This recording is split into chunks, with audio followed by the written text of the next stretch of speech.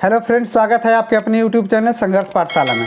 तो फ्रेंड्स, हम पढ़ रहे हैं रसायन विज्ञान में हम पढ़ रहे हैं अम्ल और क्षार। आज अम्ल का लास्ट सेशन है जिसमें हम अम्लों के उपयोग के बारे में पढ़ेंगे। आइए देखते हैं कि अम्लों का उपयोग कहाँ कहाँ होता है। तो देखिए, लिखा गया है अम्लों के उपयोग, और अम्लों में पहला हम लोग पढ़ेंगे सल्फ्यूरिक अम्ल। सल्फ्यूरिक अम्ल का उपयोग कहाँ होता है इसके बारे में जानते हैं। देखिए, सल्फ्यूरिक अम्ल जो होता है इसका रासायनिक सूत्र होता है जिसे हम अणु सूत्र कहते हैं। यह है तो है H2SO4। अणु सूत्र हमारा होता है H2SO4, या इसे हम कह सकते हैं आणविक सूत्र। ठीक है, आइए देखते हैं इनका प्रयोग कहाँ होता है, उपयोग कहाँ होता है। तो देखिए, सल्फ्यूरिक अम्ल का उपयोग जो होता है पेट्रोलियम शोधन में, अर्थात हम खनिज लवण जो है पृथ्वी से निकालते हैं या कहीं से आयात करते हैं हम कच्चा माल, तो उसके शोधन में हम क्या करते हैं, पेट्रोलियम के शोधन में हम क्या करते हैं, हम लोग का प्रयोग करते हैं। और नेक्स्ट हमारा है कि सल्फ्यूरिक अम्ल का प्रयोग जो होता है विस्फोटक पदार्थ के निर्माण में। जैसे हम विस्फोटक पदार्थ क्या होता है, जैसे माइंस हो गया, बम हो गया, इस प्रकार के जो पदार्थ होते हैं उसमें प्रयोग किए जाते हैं विस्फोटक पदार्थ बनाने के लिए। ठीक है, और अगला है हमारा नेक्स्ट, ये सबसे मोस्ट इम्पोर्टेंट होता है। ध्यान रखिएगा कि जो सल्फ्यूरिक अम्ल का जो प्रयोग होता है संचायक बैटरियों में, अर्थात हम कह सकते हैं कि बैटरियों में जो डाला जाता है या हम अम्लों का प्रयोग जो करते हैं वह H2SO4 होता है। अर्थात बैटरियों में जो अम्ल प्रयोग किया जाता है वो अम्ल होता है H2SO4। यह मोस्ट इम्पोर्टेंट होता है। परीक्षा के दृष्टि से यह क्वेश्चन आता है कि बैटरियों में प्रयोग होने वाला अम्ल क्या होता है, तो हमारा कौन सा होता है, सल्फ्यूरिक अम्ल होता है। अगला हमारा है नेक्स्ट है औषधि के निर्माण में, अर्थात सल्फ्यूरिक अम्ल का उपयोग कहाँ होता है, तो सल्फ्यूरिक अम्ल होता है औषधि का निर्माण में, अर्थात दवाओं के निर्माण में। जो हमारी दवाएं बनती हैं, हमारी और आपकी मतलब जीव जंतुओं की जो दवाएं बनती हैं, जो दवाओं का निर्माण होता है, उसमें भी क्या होता है, सल्फ्यूरिक अम्ल का प्रयोग किया जाता है। अब हमारा नेक्स्ट हमारा अम्ल है हाइड्रोक्लोरिक अम्ल HCl। हाइड्रोक्लोरिक अम्ल का प्रयोग कहाँ होता है, उपयोग कहाँ होता है, इसको देखते हैं। तो देखिए, पहला है कि HCl का प्रयोग जो होता है अम्लराज बनाने में। किसके लिए ये होता है, अम्लराज बनाने में किया जाता है। हाइड्रोक्लोरिक अम्ल का प्रयोग कहाँ होता है, तो अम्लराज में बनाने के लिए। फिर अगला है कि रंग और औषधि निर्माण में, अर्थात रंगों के निर्माण में, अर्थात कपड़े की छपाई होती है, इसके रंग के लिए क्या हो जाता है, हाइड्रोक्लोरिक अम्ल का निर्माण किया जाता है। अर्थात हाइड्रोक्लोरिक का उपयोग किया जाता है रंग और औषधि के निर्माण में। फिर अगला है नेक्स्ट, 2 बार हो गया है कि अम्ल राज बनाने में, चलिए मिस्टेक हो गया है। और लास्ट हमारा इसका क्या है, प्रयोगशाला में अभिकर्मक के रूप में। देखिए ध्यान से, प्रयोगशाला में किसके रूप में, अभिकर्मक के रूप में। अर्थात किसी प्रयोगशाला में अगर कोई अभिक्रिया कराई जा रही हो तो उस अभिक्रिया में उसके तीव्र और धीमी करने के प्रयोग में होती है हाइड्रोक्लोरिक अम्ल का प्रयोग होता है। चलिए, और हमारा नेक्स्ट है एसिटिक अम्ल का, अर्थात इसका आणविक सूत्र रहता है CH3COOH। इसका प्रयोग होता है विलायक के रूप में, अर्थात घोल बनाने के रूप में। दूसरा है सिरका के निर्माण में। देखिए, सिरका है, या सिरका के निर्माण में किसका प्रयोग होता है, तो मोस्ट इम्पोर्टेंट है, अर्थात एसिटिक अम्ल का प्रयोग होता है।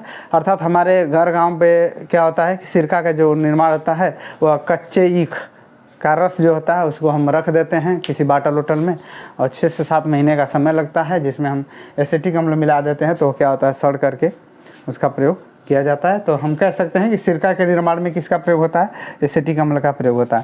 फिर अगला है एसीटोन बनाने में, या दवा के रूप में होता है एसीटोन बनाने में। फिर है नेक्स्ट हमारा खट्टे पदार्थ, अर्थात खट्टे पदार्थ के निर्माण में, अर्थात हम अपने सेवन के लिए जो खट्टे पदार्थों का, जैसे अचार हो गया, नींबू का अचार हो गया, आम का अचार हो गया, तो उसमें भी हम क्या करते हैं, एसिटिक अम्ल का प्रयोग करते हैं।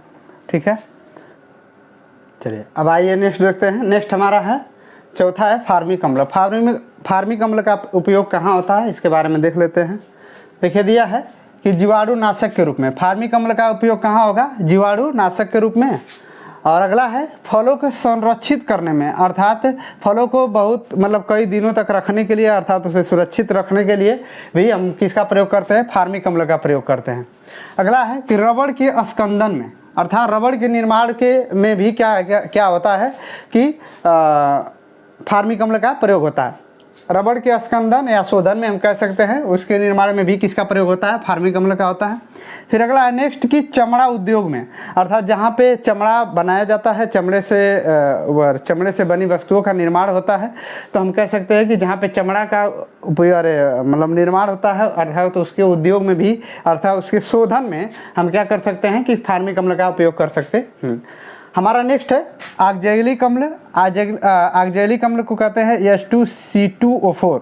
अब देखिए इसका प्रयोग कहाँ कहाँ होता है, तो ऑक्जेलिक अम्ल का प्रयोग होता है फोटोग्राफी के निर्माण में, अर्थात जो हम फोटो बनवाते हैं उसके निर्माण में, कपड़ों के रंगाई और छपाई के निर्माण में। नेक्स्ट है कि कपड़ों के रंगाई और छपाई, अर्थात हमारे मॉडर्न युग में जो नए नए कपड़े आ रहे हैं उस पर डिजाइन की जाती है उसके निर्माण में, अर्थात उसके कलर को भी मतलब कलर अर्थात उसे कई रंगों में परिवर्तित करने के लिए भी क्या किया जाता है, कपड़ों के रंगाई और छपाई में भी ऑक्जेलिक अम्ल का प्रयोग होता है। अगला है चमड़े के विरंजक रूप में, अर्थात चमड़े से में उपस्थित गंदगियों को दूर करने के लिए किसका प्रयोग किया जाता है, तो ऑक्जेलिक अम्ल का। आगे है कि कपड़े में लगे स्याही के धब्बे को हटाने के लिए किसका प्रयोग किया जाता है, तो ऑक्जेलिक अम्ल का प्रयोग किया जाता है। कपड़े पर लगे स्याही के धब्बे को हटाने के लिए किसका प्रयोग किया जाता है, तो ऑक्जेलिक अम्ल का प्रयोग किया है। हमारा नेक्स्ट है बेंजोइक अम्ल C6H5COOH। आइए देखते हैं इसका उपयोग किस लिए होता है, तो इसका उपयोग होता है दवा के निर्माण में और उसके संरक्षण के रूप में। देखिए ध्यान से, दवा के निर्माण में और उसके संरक्षण के रूप में भी किसका प्रयोग होता है, बेंजोइक अम्ल का। अगला है खाद्य पदार्थों के संरक्षण के रूप में, अर्थात जो हमारे खाने वाली सामग्री होती है, कुछ सूखा सामग्रियाँ होती है, तो उनके संरक्षण के निर्माण में, अर्थात संरक्षण के रूप में कई दिनों तक रखने के लिए भी हम किसका प्रयोग करते हैं, तो बेंजोइक अम्ल का प्रयोग करते हैं। और हमारा इसमें एक लास्ट है साइट्रिक अम्ल, जिसे कहते हैं C6H8O7। इसका देखिए उपयोग क्या होता है कि धातुओं को साफ करने के लिए, अर्थात धातुओं को साफ करने का मतलब उसके ऊपर लगे हुए गंदगी धूल कण को साफ करने के लिए क्या सिट्रिक अम्ल का प्रयोग किया जाता है। अगला है हमारा खाद्य पदार्थों एवं दवाओं के रूप में। और लास्ट हमारा है कि कपड़ा के उद्योग में, अर्थात कपड़ा निर्माण में किसका उपयोग किया जाता है, साइट्रिक अम्ल। अतः साइट्रिक अम्ल के बारे में ज़रा जान लेते हैं। जैसे हम लोग बर्तन की सफाई, जैसे धातुओं की बात करते हैं, तो जो बर्तन की सफाई के लिए हम विम बार लाते हैं ना, तो उसमें इसी का मात्रा हो सकती है, साइट्रिक अम्ल का उपयोग किया जाता है।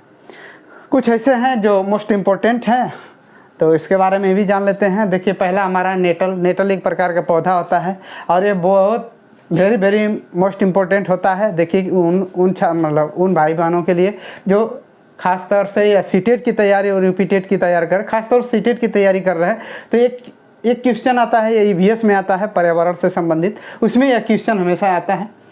तो इसके बारे में ज़रा देख लेते हैं। कह रहा है कि देखिए नेटल एक पौधा होता है और एक साकी पौधा होता है। साकी के मतलब जैसे हम कह सकते हैं साग, जैसे पत्तियों वाला पौधा होता है। इसके पत्तियों में डंकनुमा बाल होते हैं। इनके पत्तियों में क्या होता है, डंकनुमा बाल। डंकनुमा का मतलब जैसे बिच्छी का जो डंक होता है, जो बिच्छी हमारा एक जंतु है उसका जो डंक होता है उसकी तरह का डंकनुमा बाल होता है, जिसको छूने पर डंक जैसा दर्द होता है। अब समझिए कि उसको छूने पर कैसा दर्द होता है, जैसे बिच्छी हमको मारती है उसके जैसा दर्द, उतना तेजी गति से दर्द होता है।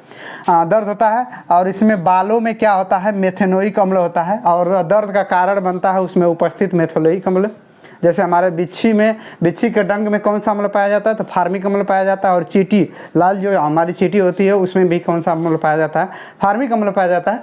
तो ये क्या होता है, छूने पे क्या होता है कि उसमें मेथेनोइक अम्ल जो होता है हमारे शरीर में टच होने के बाद डंक के द्वारा क्या होता है, प्रवेश हो जाता है, जिसके कारण हमें क्या होता है, दर्द होता है। और दर्द का कारण कौन बनता है, तो मेथेनोइक अम्ल बनता है। ठीक है, तो ये हमारा क्या किससे संबंधित है, सीटेट से संबंधित मोस्ट इंपॉर्टेंट है। एक क्वेश्चन हमेशा मतलब कह सकते हैं कि हमेशा कभी ना कभी आ ही जाता है, हमेशा ही आ जाता है। तो इसको अगर जो भाई बहन सीटेट की तैयारी कर रहे हैं तो उनके लिए भी तो बेस्ट है। और अगला हमारा है एक्वारेजिया, जिसे हम अम्लराज कहते हैं। देखिए अम्लराज का उपयोग कहाँ होता है, इसका उपयोग जो होता है सिल्वर और सोना, मतलब चांदी और सोना से बने हुए आभूषण को अगर हम देखा जाए बनाया गया हो तो उसको अलग करने में, अर्थात चांदी को अलग और सिल्वर को अलग सोना को अलग करने में किसका प्रयोग कर दिया जाता है, एक्वारेजिया अर्थात अम्लराज का प्रयोग करते हैं। जो हमारे गुणमित लोग होते हैं, जिसे हम सोनार जिसे कहते हैं, वो लोग इसका उपयोग करते हैं। तो ये होता है एक्वारेजिया अम्लराज, इसका उपयोग सिल्वर और सोना को अलग करने में किया जाता है। और हमारा बचता है एक लैक्टिक अम्ल। देखिए लैक्टिक अम्ल भी है, परीक्षा की दृष्टि से मोस्ट इंपॉर्टेंट होता है कि जो लैक्टिक अम्ल है कहाँ उपस्थित होता है। तो समझिए कि दूध दही से संबंधित अगर आ गया लैक्टिक अम्ल तो उसमें उपस्थित होता है लैक्टिक अम्ल। तो कह रहा है किण्वन विधि द्वारा दूध से दही बनाने में प्रयोग होता है किसका, तो उस समय किसका, लैक्टिक अम्ल का प्रयोग होता है। और हमारा एक है कार्बोनिक अम्ल H2CO3, देख लेते हैं इसको, मोस्ट इंपॉर्टेंट ये भी है। कह रहा है पेय पदार्थ में अर्थात फ्रिज होने पर हम कह सकते हैं, जैसे हमारा थम्सअप, कोका कोला या ठंडी वस्तुएं जो होती हैं, जो हम पेय पदार्थ होते हैं, उसमें कार्बनिक अम्ल होता है। जो अगर उसे फ्रीज कर दिया जाए, अगर ठंडा कर दिया जाए तो क्या होता है, उसमें से कार्बन डाइऑक्साइड गैस के क्या होते हैं, बुलबुले निकलते हैं, अर्थात उसके निर्माण होता है। तो ये था हमारा अम्ल से संबंधित उसके उपयोग। तो दोस्तों ये हमारा सेशन था अम्ल का, और आज अम्ल सेशन का आज लास्ट सेशन था, अम्ल टॉपिक का लास्ट सेशन था। अब हम अगले सेशन में मिलेंगे, आपको क्षार से संबंधित बातें करेंगे, बेस से संबंधित बातें करेंगे। तो आई होप कि यह सेशन आपको अच्छा लगा होगा। तो मैं आशा और उम्मीद है कि आप हमारे इस चैनल को बहुत सारा प्यार देंगे और अपने दोस्तों में शेयर करेंगे, सब्सक्राइब करेंगे, लाइक करेंगे। अब हम आपसे मिलेंगे नेक्स्ट सेशन में। धन्यवाद।